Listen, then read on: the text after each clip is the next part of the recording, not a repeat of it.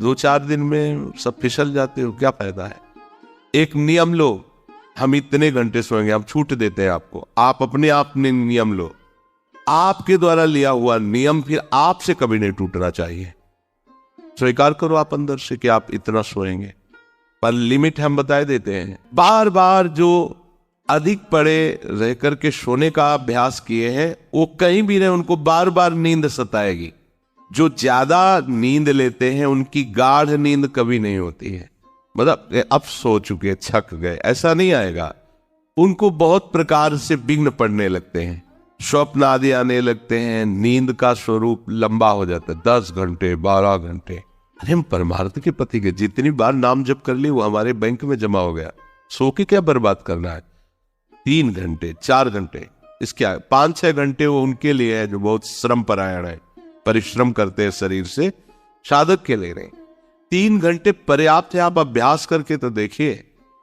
3 घंटे में आपको बिल्कुल 24 घंटे के लिए तृप्ति मिल जाएगी। हाँ बिल्कुल ठीक है।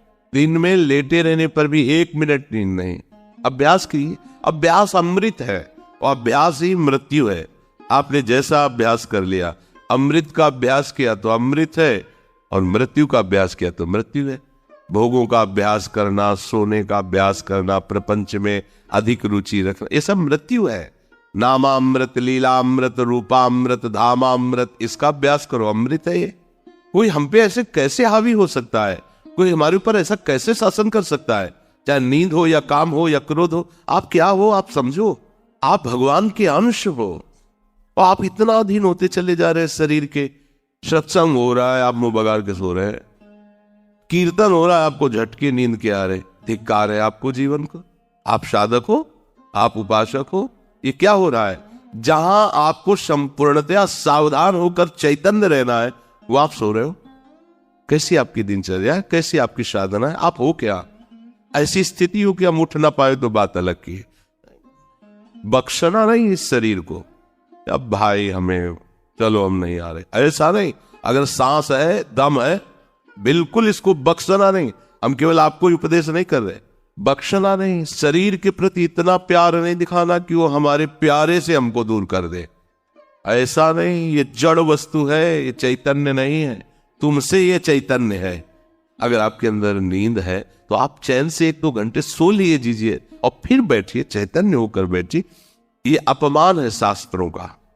आप चैतन्य घन प्रभु के वचन पढ़ रहे हैं, आपको नींद आ रही, प्रभु की चर्चा हो रही, आपको नींद आ रही। कभी विषय चर्चा में आपको नींद आई, कभी फिल्म देखने में नींद आई, नौटंकी नाटक देखने में, रिश्ते नातेदारों से बात करने में, रिश्ते नातेदारों, आपका लड़का विदेश में रह रहा हो, उसकी कोई बात बता रहा हो, आपको नींद आएगी? नहीं आएगी।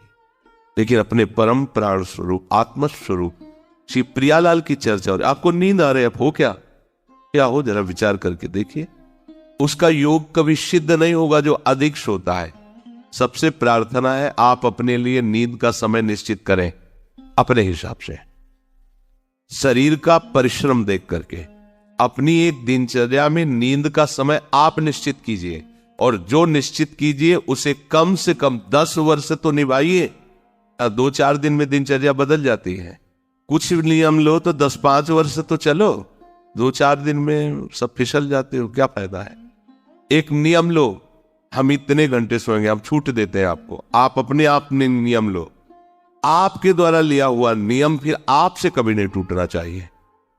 स्वीकार करो आप अंदर से कि आप इतना सोएंगे, पर लिमिट हम बताए देते हैं। शरीर अधिक श्रमित जो सेवा में होता है 5 घंटे, गृहस्थी है 6 घंटे, साधक है 4 घंटे, भजनानंदी को कहना ही नहीं पड़ेगा, 3 घंटे में हो जाता है। इसी के अंतर्गत आप चयन कर लीजिए। ये बंद करो, शरीर को सुखी करना बंद करो। ये शरीर को सुख देने की बात महा दुख मोल लेना है। निश्चित करो आप अपने समय को सोने का। कर लिया? हाँ, अपना समय निश्चित करो। जो समय निश्चित किया हो, 4 घंटे 5 घंटे 6 घंटे, ये धाम है, यहां झूठ नहीं चलेगा। अगर 6 घंटे निश्चित किया तो 6.25 घंटे नहीं होना चाहिए, और उसी को आप विभाजित कर लीजिए। 4 घंटे रात्रि में सो लीजिए, 2 घंटे दिन में सो लीजिए। आपको अगर 6 घंटे सोना है, 4 घंटे सोना है, 3 घंटे आप रात्रि में, 1 घंटे दिन में विश्राम। अगर आपका रात्रि में हो जाता है तो दिन में विश्राम की जरूरत नहीं। जागृतो नैव चार्जुन, ये तो अधिक सोने वाले की बात हुई। अब कह रहे हैं अधिक जागने वाले को भी सिद्धि प्राप्त नहीं होती। जो बिल्कुल सोता ही नहीं है ऐसे होते हैं। पूरी पूरी रात चली गई नाम कीर्तन में, पूरी पूरी रात चर्चा में चली गई, 2-2 3-3 जन केवल बैठ गए और प्रभु की पूरी रात चली गई। सामने योग वासिष्ठ रखा हुआ है, उसी पे चर्चा, कैसा नशा। तो आप क्या समझे, उसमें नींद आएगी क्या? जो इंद्रियों को खुराक मिलनी चाहिए वो मिल जाती है। बड़े बड़े महापुरुषों को देखो, यहां उनकी बात हो रही है जिनकी अभी रुचि भजन में नहीं हुई है। उनको समय से सो जाना चाहिए, समय बर्बाद नहीं करना है। जो नींद का समय दिया है उसमें नींद आए या ना आए, हमें सोने के लिए नहीं लेटना है। जब लेटे देखा हाँ इस समय से इतना समय लेटने में देना है, नाम शुरू किया, तन्मय हो गए। जब नींद आई, जब आंख खुली बस फिर मंत्र में तन्मय फिर लग गए। ये भजन है, इसको ऐसे प्रमाद में मत डालिए। यहाँ दिनचर्या हो गई, अब पड़े हैं, करवट बदल रहे हैं, समय निकलता चला जा रहा है, आज सत्संग में क्यों नहीं आए, सो गए थे, ऐसा नहीं हो।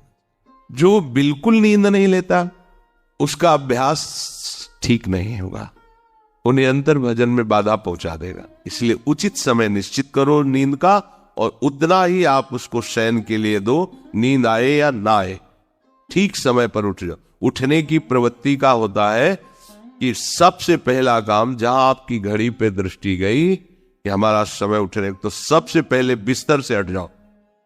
आप ओढ़े हो उसको तुरंत हटाओ। गर्मी है, आप पंखा एसी जो भी चला, तुरंत पहले उसको बंद करो।